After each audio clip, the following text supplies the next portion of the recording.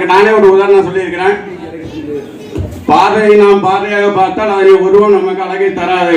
அது போலத்தான் பாதையாக இருந்த என்னை சிற்பமாக செதுக்கி அதன் உருவத்தையும் அதன் அழகையை வெளிக்கொண்டு புனித அல்போன்ஸ் அம்மாள் அன்பியத்திற்கு என்னுடைய நன்றிகளும் வாழ்த்துக்களும் பாராட்டுகளும்.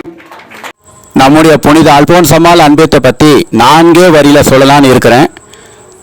அன்பால் முளைத்த நம் அன்பியம், நம்முடைய அன்பியத்தின் தாயாக இருக்கின்ற புனித அல்போன்ஸ் அம்மாள், நம்முடைய அன்பியத்தின் பிள்ளைகளாக இருக்கக்கூடிய நம்முடைய அன்பிய குடும்பங்கள், நம்முடைய அன்பியத்தை அழகுபடுத்துபவர்களாக இருக்கக்கூடிய நம்முடைய அன்பிய குடும்பங்களில் உள்ள குழந்தைகள், நம்முடைய அன்பியத்தை வழிநடத்துபவர்களாக இருக்கக்கூடிய நம்முடைய அன்பிய பொறுப்பாளர்கள், இவர்கள் அனைவரிடத்திலும் அன்பு, ஒற்றுமை, கனிவு, பணிவு, பகிர்வு இவை அனைத்தும் ஒன்றாக ஒன்றிணைந்ததுதான் புனித அல்போன்ஸ் அம்மாள் அன்பியம். இந்த அன்பியத்தில் நாம் உறுப்பினராக இருப்பது நமக்கு கிடைத்த பெருமை.